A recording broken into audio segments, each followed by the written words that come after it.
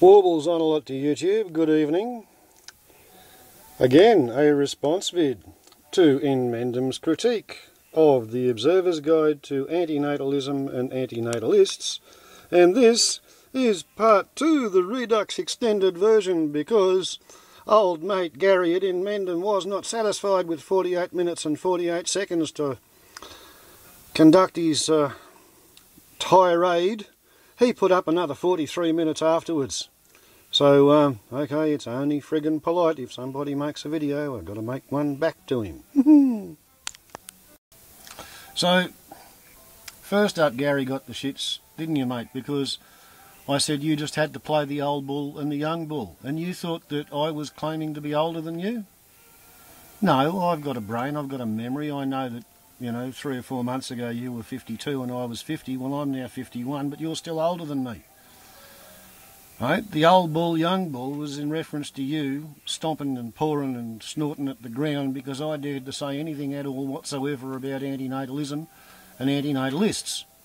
And as a result of your old bull, young bull routine, you've spent an hour and a half today, right? A 48-minute upload and a 43-minute upload, attacking me because you agree with what I said. Right? I'm a terrible, rude, delusional, psychotic asshole, according to you, because I said that in order to be an antinatalist, first you have to be an atheist and then you have to be depressed. And you comprehensively agreed with everything that I said. And you got the shits because in my comment on your thread, I didn't kowtow and explain to you that, yes, of course I'm saying that 8 weeks of life before being eaten by a fox is a bargain for a joey. I've seen the looks on the faces of the joeys when they're poking their head out of the pouch. They have a marvellous life. It is absolutely brilliant and exciting and fun and joyous, and they like it a lot. Right? That's how life is in the wild, unless they run into some fucking human who wants to exploit them. Somebody who wants to shoot them for dog meat, or drive around with a bull bar on the car and 300 or 400 watts of lights, so that an animal that's actually designed to operate during the day and sleep at night. That's why kangaroos don't have great big nocturnal eyes. They only operate at night time in the farmerland because they get shot in the fucking daytime.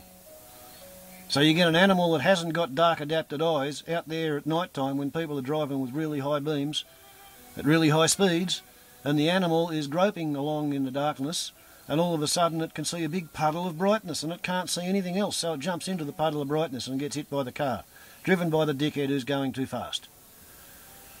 Right? It's all over pretty quick when you get hit by a car around here. But even so, it's a very small amount of suffering at the end of a lifetime of full tummy, calm, quiet, plenty of time to reflect. Not a bad life being a grazing animal around here, particularly on my place if you're a native grazing animal. So yeah, of course I meant it. Then didn't you get the shits about some theory of yours on crocodile attack? You know, who would choose to be eaten by a crocodile? Well, about probably 3 people a year in Australia, maybe 5, manage to get killed by being eaten by a crocodile. Maybe 1 every 2 years by a shark. It's pretty rare. I mean, people lose arms and legs to it, but every time you go and talk to the surface and you say, hey, there are sharks in that friggin' ocean, you know, like, are you sure you want to swim in with the sharks? They all say, yeah, surfing's really good. They all accept the risk, right? I don't anymore. I used to when I was young. Well, I don't live at the coast anymore. If I lived at the coast, I'd probably swim in the ocean. You just don't get it. The perception of suffering is not that big unless you are depressed, right? And life makes pretty good sense unless you are an atheist. So you've sort of sidelined yourself. You're in a subset of 10% of the population who are capable of swallowing your whole rave. And I wasn't attacking you by saying that, I was merely saying that it's a fact. And you agreed with it. Got to be an atheist, got to be depressed, otherwise antinatalism doesn't actually make sense. Now the fact that people are not breeding at a rate that causes the population to increase at an increasing rate doesn't mean that antinatalists are necessarily right. There are lots of reasons that are causing people to have less kids. I think at some point you drew a long bow regarding World War II and the numbers of people killed there, and it was more than 50 million, it was closer to 65, I think. And funny thing, Gary, if you take all of the money expended by all of the governments fighting World War II and you transfer it or translate it into 1945 American dollars, divide the amount of industrial activity generated by each corpse in World War II, and you're looking at $265,265, right? A lot of people got very rich out of World War II. Apart from that, it culls the warriors. I mean, only 5% of humans have 2 copies of the human killer gene, and 10% have 1 copy. And when they're on the battlefield in combat, that's the 15% who actually are combat effective. That's why in the Second World War, when America was using conscript troops, only 13% of US Marines fired their weapon the first time in combat, right? That's why the Australians could beat the shit out of the regular German Wehrmacht, was because the Wehrmacht were conscripts, whereas the Australian Army was made up of volunteers, and a volunteer force, you double or triple the rate of human killer genes in there. The German SS troops were pretty much the same. They were all volunteers, so they self-select for the killer gene.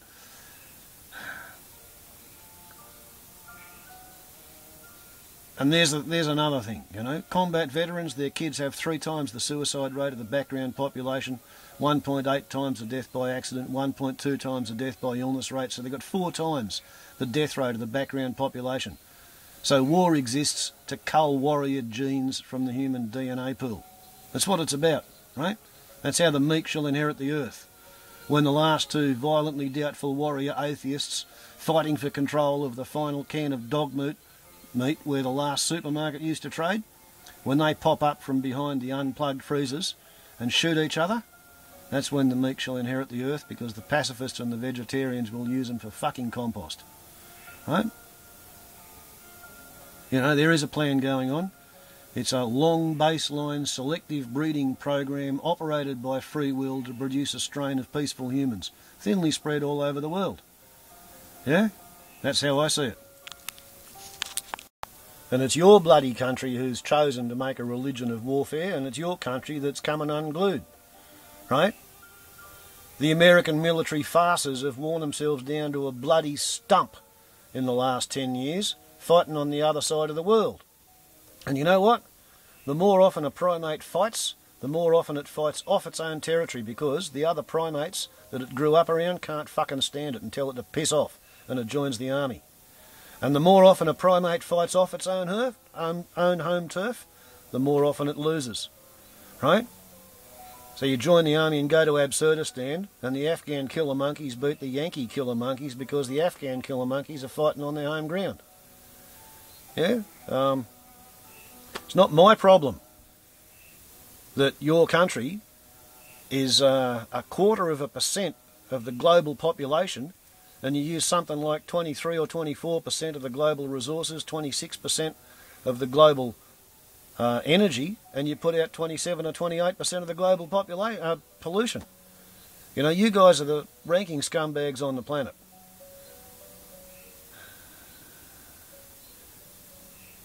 I don't know why you think you're in a position to tell anybody what to do about anything.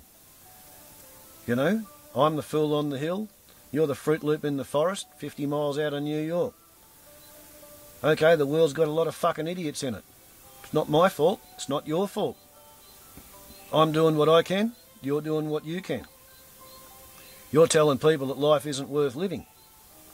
I'm telling people that life is worth living. There's a lot of fuckwits around, but, happily all the fuckwits are headed for the cliff, They're like a bunch of bloody lemmings.